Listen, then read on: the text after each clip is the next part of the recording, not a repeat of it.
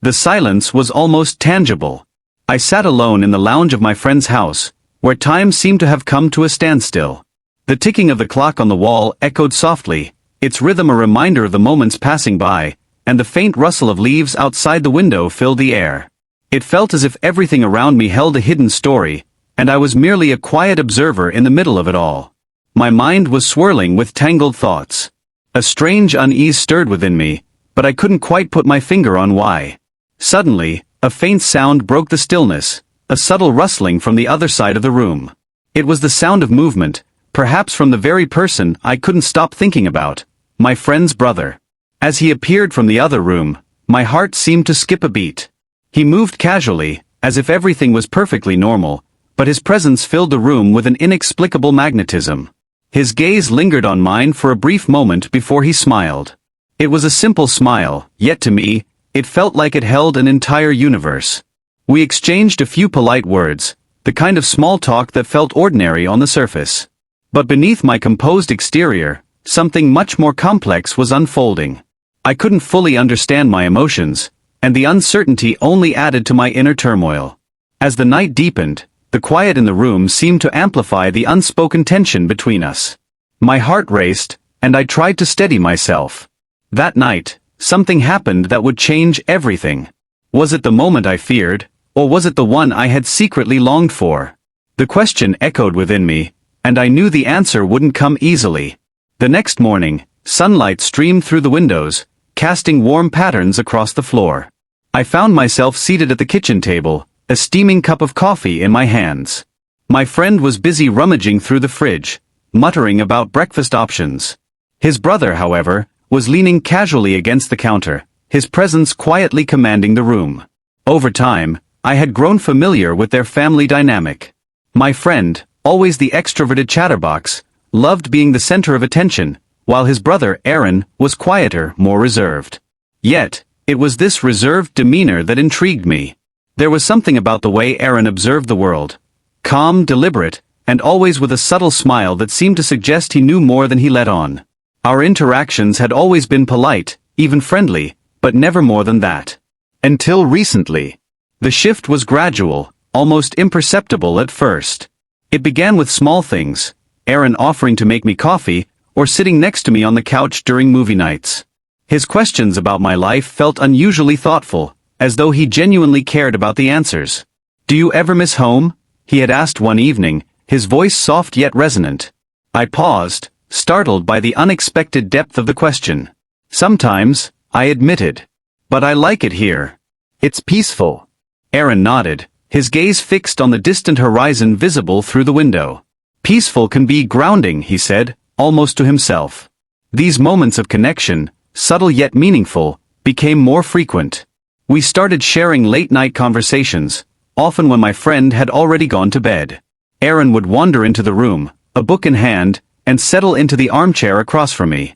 Sometimes we talked, other times, we sat in comfortable silence, each lost in our own thoughts.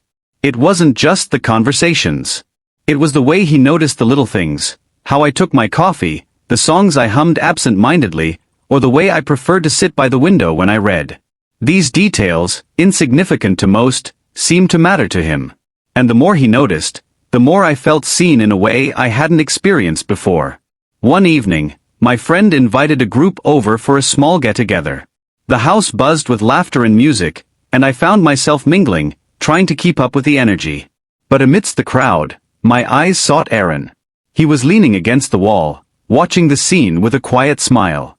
As the night wore on, I stepped outside to catch my breath, the cool air a welcome contrast to the warmth inside. Moments later, Aaron joined me, his hands tucked into his jacket pockets.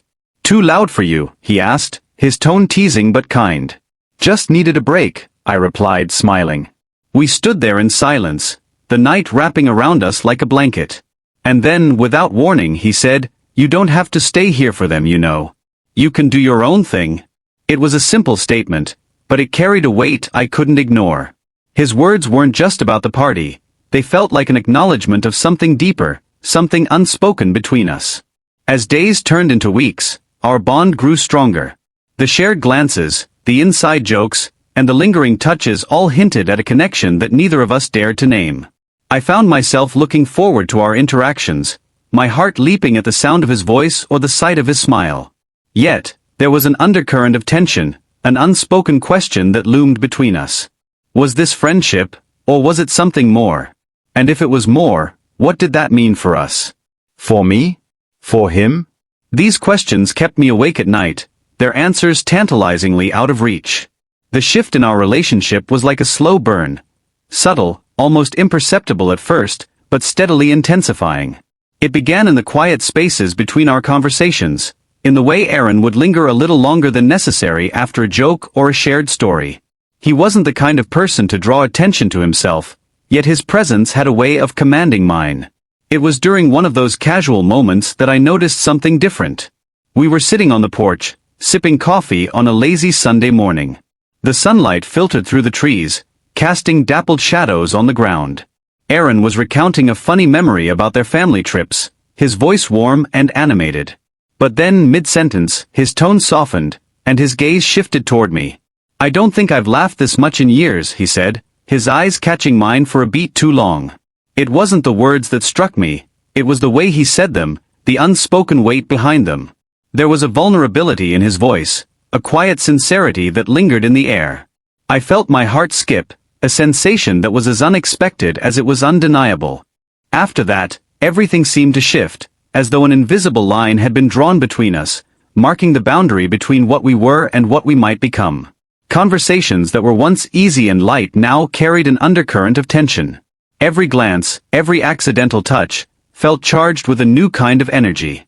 One evening, as we watched a movie in the living room, Aaron sat closer than usual.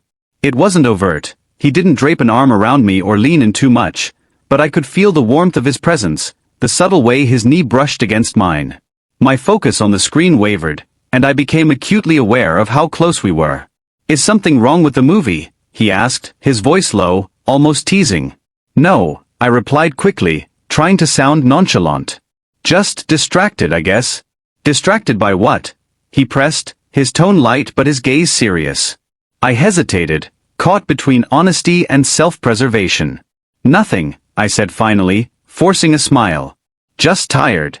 He didn't push further, but the look in his eyes told me he didn't believe me. And maybe, just maybe, he wasn't asking about the movie at all. Over the next few weeks, our interactions grew more layered, filled with moments that felt both thrilling and terrifying. There were times when he'd catch my eye during a group conversation, holding my gaze for just a second too long, or when his laughter seemed to echo a little louder when I was the one making a joke. One particularly memorable moment came on a rainy afternoon. We were alone in the house, the sound of the rain providing a soothing backdrop as we played a game of cards at the dining table. "You're terrible at this," I teased as I laid down a winning hand. "Or maybe I'm letting you win," he shot back, his grin mischievous. "Sure you are," I replied, rolling my eyes. As I reached across the table to gather the cards, our hands brushed. It was such a small thing, a fleeting touch that could have meant nothing. But the way he pulled back just a fraction of a second too late, the way his fingers lingered against mine, told me otherwise. Neither of us said anything, but the silence that followed felt heavy with unspoken meaning. I looked up to find him watching me, his expression unreadable yet intense. For a moment, the world seemed to narrow to just the two of us, the rain outside fading into the background. But then the spell broke, and he cleared his throat, looking away. "I'll get us some more coffee," he said, standing abruptly and heading toward the kitchen. I sat there, my heart racing, replaying the moment in my mind. Was it possible that Aaron felt the same way I did? The idea was exhilarating and terrifying all at once. The turning point came one night when we were sitting on the couch, talking about dreams and ambitions. My friend had gone out for the evening, leaving us alone in the house. "I've always admired how passionate you are about what you do," Aaron said, his voice thoughtful. "Thanks," I replied, feeling a mix of pride and awkwardness. "It's not always easy, but it feels worth it." He nodded, then hesitated before speaking again. "Sometimes I wonder if I'm living the life I'm supposed to or just the one that's expected of me." His words hung in the air, their weight palpable. I wanted to ask what he meant, to push for clarity, but something in his tone made me hold back. Instead I said, "It's never too late to change the narrative." He looked at me then, his gaze piercing. "Is it?" he asked, his voice barely above a whisper. For a moment, I thought he might say more, but he didn't. Instead, he simply leaned back, his expression thoughtful and unreadable. That night, as I lay in bed, I couldn't stop thinking about his words, his tone, and the way he had looked at me. It was as if he was trying to tell me something without actually saying it, leaving me to piece together the puzzle on my own. The next day, Aaron seemed quieter than usual, almost as if he was avoiding me. It wasn't overt. He still joined me for meals and conversations, but there was a subtle distance in his demeanor that hadn't been there before. I couldn't help but wonder if I had done something to push him away or if he was grappling with the same feelings I was. The uncertainty was maddening, leaving me caught in a whirlwind of emotions I couldn't fully articulate. As the days turned into weeks, the tension between us became almost unbearable. Every interaction, every shared glance, felt like a game of emotional chicken, each of us waiting for the other to make the first move. I knew that something had to give, that we couldn't keep teetering on the edge of whatever this was. But I didn't know how to bridge the gap, how to put into words the feelings that had been building inside me for so long. The shift in our dynamic was undeniable, but what it meant and where it would lead remained a question neither of us seemed ready to answer. All I knew was that the connection between us was real, and the tension was a storm waiting to break. The tension between us had been building for weeks, simmering beneath the surface like a storm waiting to break. Neither of us had dared to speak the words that hovered just out of reach. But tonight things would be different. The house was quiet, almost eerily so, with only the soft hum of the refrigerator filling the silence. My friend had gone out of town for the weekend, leaving me alone with Aaron. The comfort we usually shared had taken on a new, heavier weight in the absence of others. The space between us was charged with something I couldn't quite name, something that made my heart beat faster with every glance, every lingering silence. Aaron was sitting across from me on the couch, his usual relaxed posture replaced by something more rigid, almost as if he were waiting for something to happen. The movie we'd been watching was long forgotten. Neither of us were really paying attention anymore. It had been like that for a while now. What had once been easy, natural, was now punctuated with awkward pauses, lingering gazes, and the silent question that neither of us dared to voice. I couldn't stop thinking about how he looked when he laughed, the way his eyes sparkled when he shared something personal, the way his hand brushed against mine just a little longer than necessary when we passed something between us. It was all so subtle, yet it was impossible to ignore. For weeks, I had been avoiding the truth. The truth that had been staring me in the face every time Aaron walked into the room, every time our conversations took on a slightly different tone, every time I felt a pull I couldn't explain.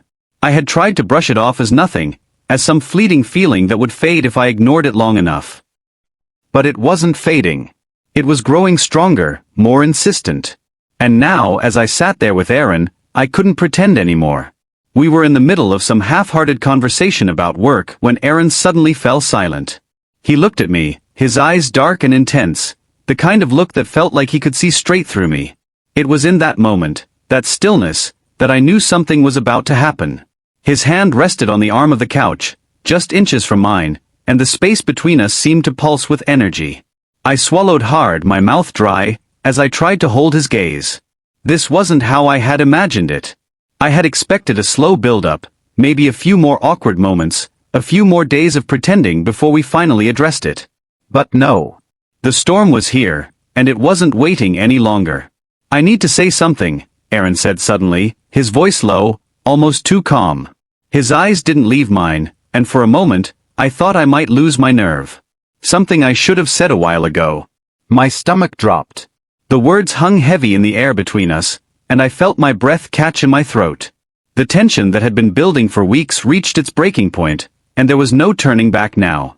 I opened my mouth to speak, but no words came out. Instead, I just nodded, my body suddenly tense with anticipation. "Aaron," I began, but he cut me off. "No, let me finish," he said, his voice more urgent now. "I've been thinking about this for a long time." "About us?" I blinked, my mind racing. "Us?"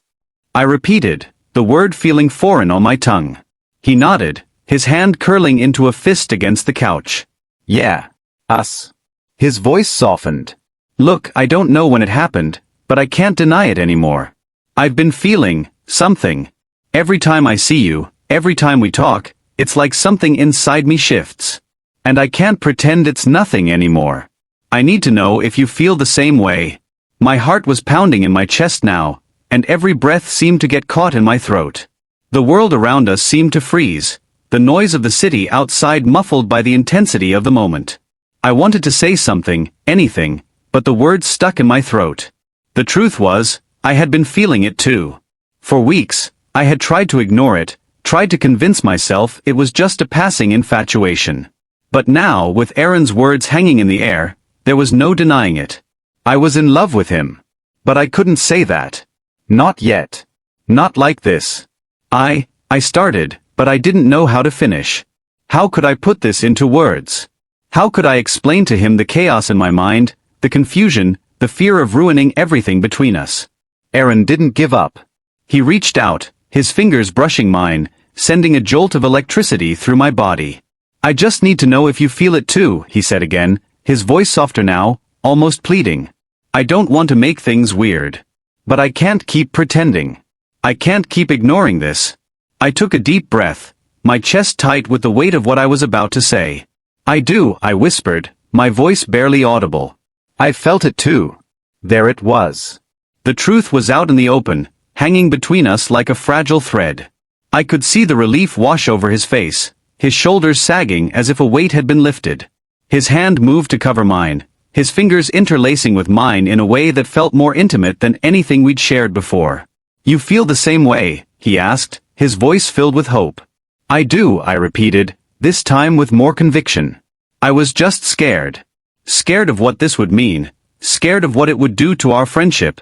Aaron nodded, understanding flickering in his eyes.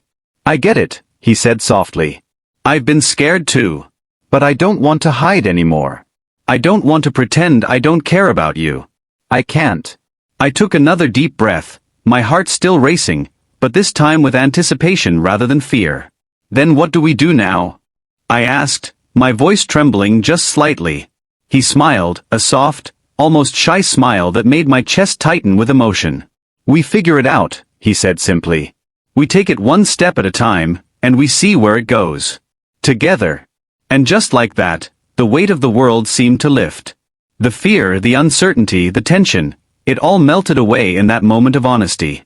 We didn't have all the answers, and we didn't know what would happen next. But for the first time in weeks, I felt like I could breathe again. The night stretched on, but it didn't feel long or drawn out. Instead, it was filled with the quiet sound of two people finally being honest with each other. We talked about everything and nothing, sharing our thoughts, our fears, and our hopes. There was no rush, no urgency, just the comfort of knowing that we had finally laid our cards on the table.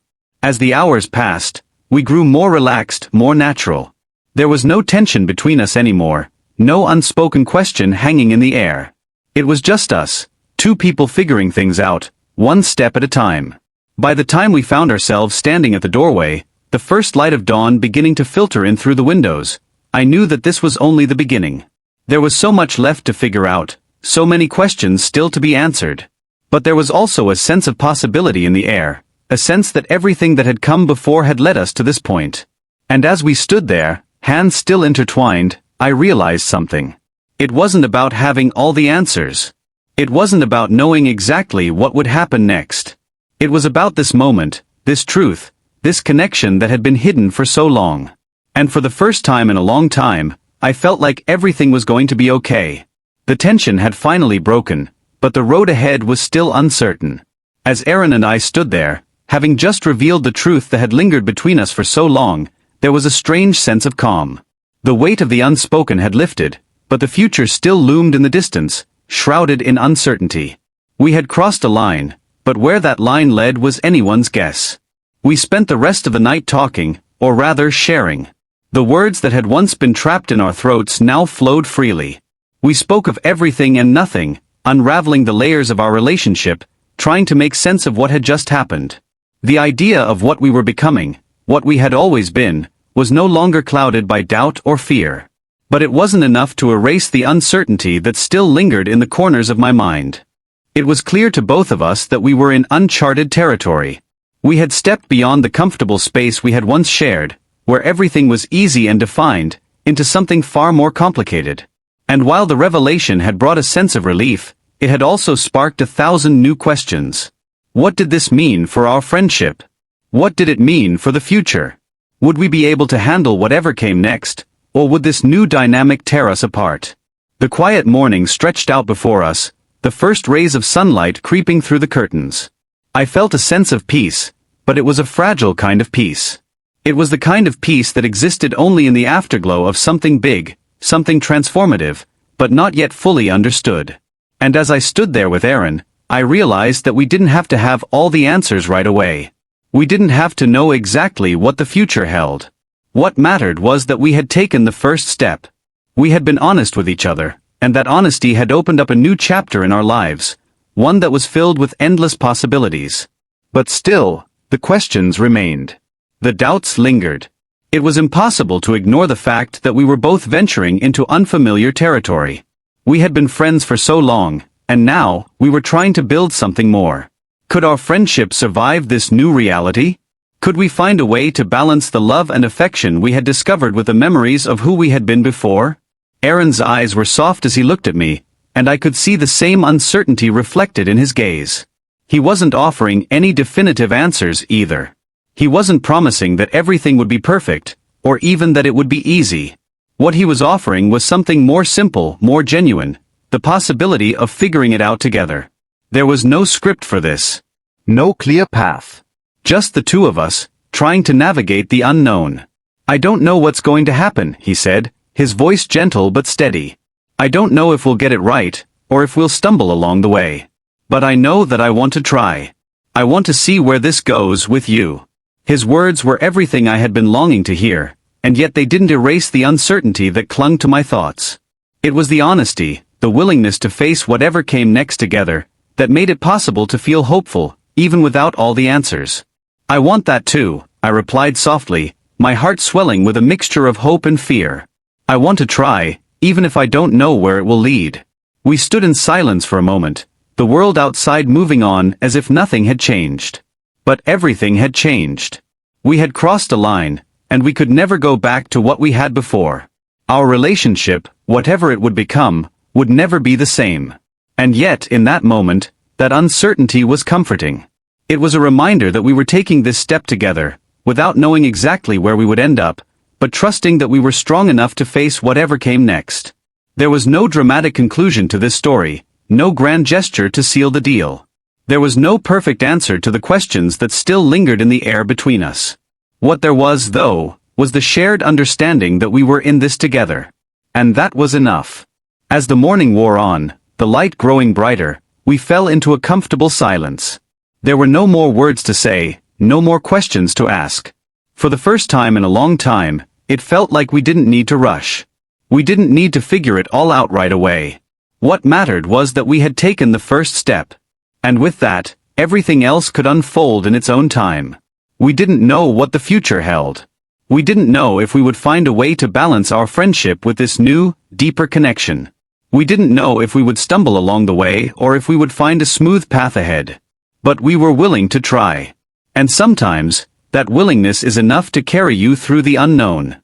As I looked at Aaron one last time before leaving for the day, I saw something in his eyes that I hadn't seen before. It wasn't certainty, but it was something just as important, the willingness to face whatever came next with an open heart. And as I stepped out the door, I knew that, no matter what, we would figure it out together. In the end, there was no clear resolution, no definitive ending. Just two people standing on the edge of something new, uncertain but hopeful, ready to take that next step into the unknown. With that said, thanks for watching. And until next time.